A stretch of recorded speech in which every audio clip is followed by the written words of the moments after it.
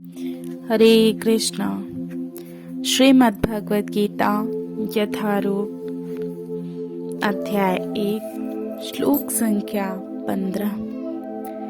पांचजन्यम ऋषिकेशो देवदत्तं धनंजय पौंड्रं दद्मो महाशंखं भीमकर्मावृकोदरा।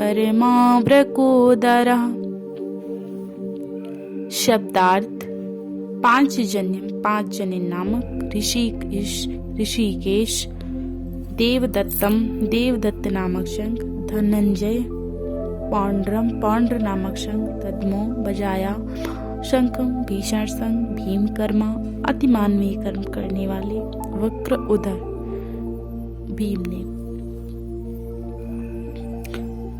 अर्थ: भगवान श्री कृष्ण ने अपना 5 जन्य शंख बजाया।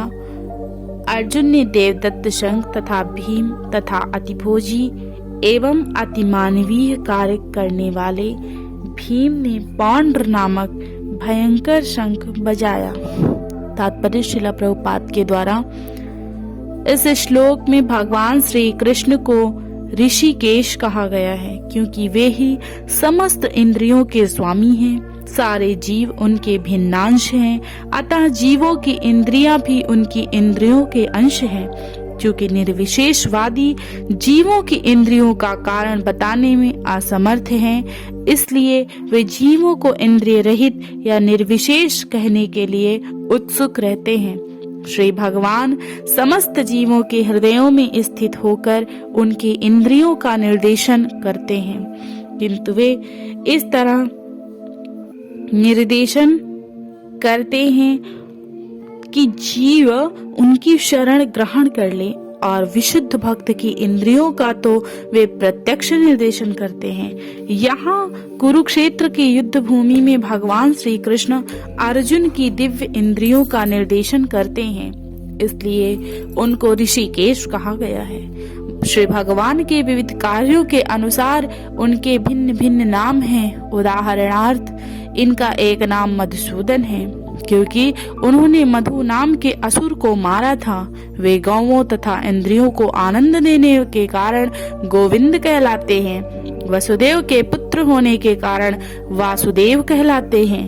देवकी को माता रूप में स्वीकार करने के कारण इनका नाम देवकी नंदन है। वृंदावन में यशोदा के साथ बाल लीलाएं करने के कारण यशोदा नंदन है।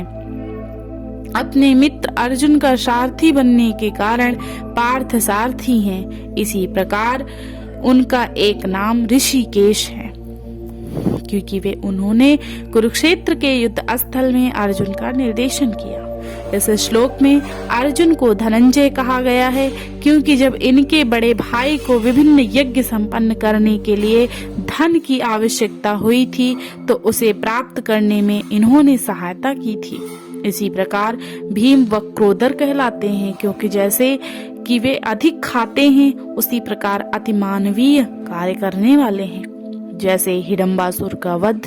अतः पांडवों के पक्ष में श्री कृष्ण इत्यादि विभिन्न व्यक्तियों द्वारा विशेष प्रकार के शंखों का बजाया जाना युद्ध करने वाले सैनिकों के लिए अत्यंत प्रेरणादायक था। विपक्ष में ऐसा कुछ न था।